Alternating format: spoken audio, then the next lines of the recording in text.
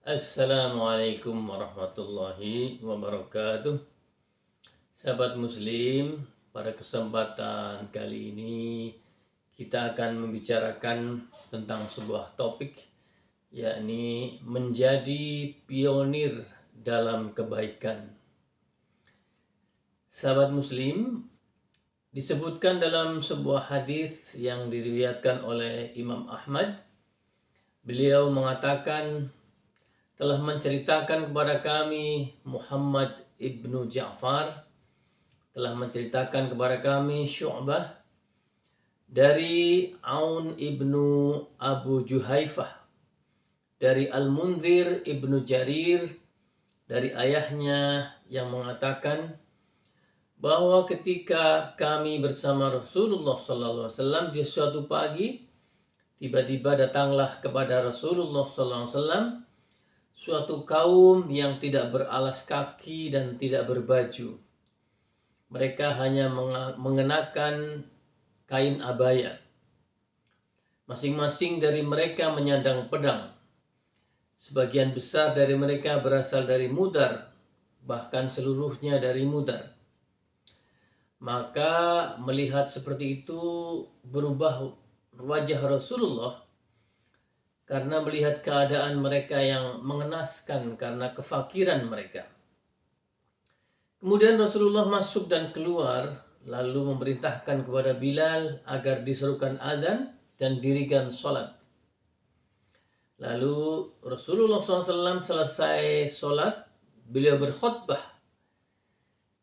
Yang pertama, beliau membacakan firman-Nya dalam surat An-Nisa ayat 1. Ya ayyuhan nasu taqu rabbakumul ladzi khalaqakum min nafsin wahidah. Ila akhir ayat. Yang artinya, wahai manusia, bertakwalah kepada Tuhanmu yang telah menciptakan kamu dari diri yang satu. Kemudian beliau juga membaca firman Allah Subhanahu wa taala dalam surat Al-Hasyr yang berbunyi, Ya ayyuhalladzina amanu taqullaha wal tandur nafsum ma qaddamat lighad.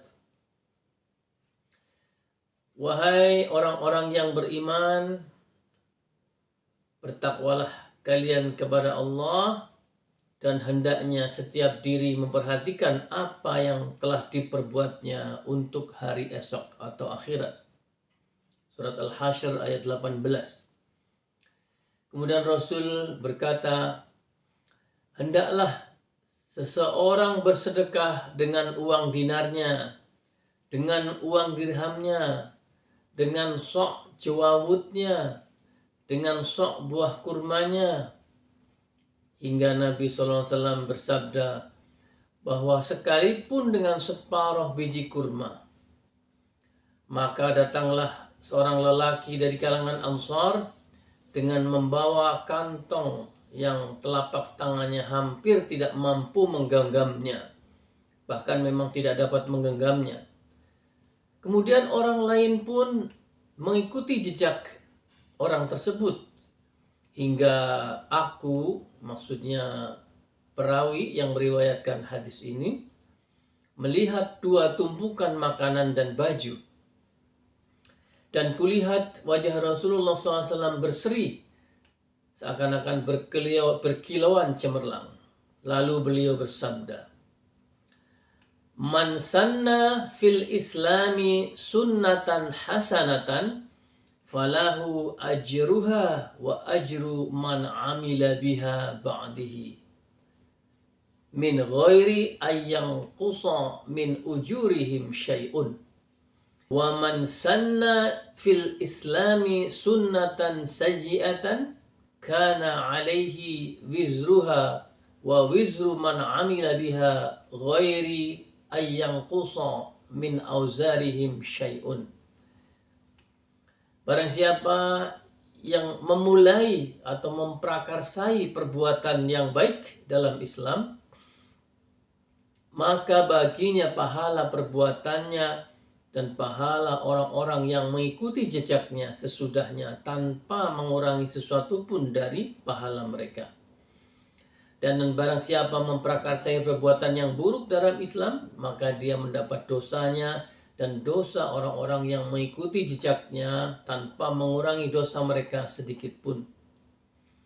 Sahabat Muslim, hadis ini disampaikan Nabi kepada seseorang sahabat Ansar yang pertama memulai atau mengawali mengeluarkan sedekah sekantung bahan makanan ketika Nabi memerintahkan sahabat untuk bersedekah, yang dengan tindakan itu kemudian menggerakkan orang lain untuk berbuat yang sama, yakni bersedekah bahan makanan dan pakaian. Nabi menyebutkan bahwa pahala orang yang memulai suatu kebiasaan baik dan orang lain kemudian mengikutinya, maka dia akan mendapatkan pahala perbuatannya sendiri ditambah dengan pahala orang yang mengikutinya tanpa mengurangi pahala orang-orang yang mengikutinya. Dan sebaliknya, apabila seseorang memulai kebiasaan buruk dan diikuti orang lain, maka dia akan menanggung dosanya dan dosa orang-orang yang mengikutinya. Sahabat Muslim, hadis ini merupakan motivasi kita umat Nabi Muhammad SAW agar menjadi pionir pemrakarsa dari kebaikan-kebaikan pada komunitas kita. Maka mari kita lihat diri kita dan komunitas yang kita miliki saat ini, baik komunitas fisik maupun virtual. Ada banyak hal yang bisa kita berbuat untuk menjadi pionir kebaikan dalam lingkungan fisik maupun virtual kita. Misalnya, mengajak anggota komunitas untuk seminggu sekali membuat majelis ilmu, baik fisik maupun virtual. Bisa juga dilakukan dengan men-sharing nasihat-nasihat kebaikan melalui grup WhatsApp. Kemudian bisa juga mengajak pertemuan gathering yang kemudian diisi dengan hal-hal yang baik dan bermanfaat. Kemudian bisa juga dengan mengajak untuk bersama-sama melakukan kegiatan sosial, membantu orang lain. Bisa juga dengan menyelenggarakan tabungan untuk umroh, kurban, dan lain-lain. Sehingga kegiatan kita berkomunitas, baik secara fisik maupun virtual, tidak sekedar diisi dengan obrolan-obrolan yang kurang bermanfaat. Apalagi kadang-kadang menjadi ajang pamer kesuksesan dan kelebihan kita.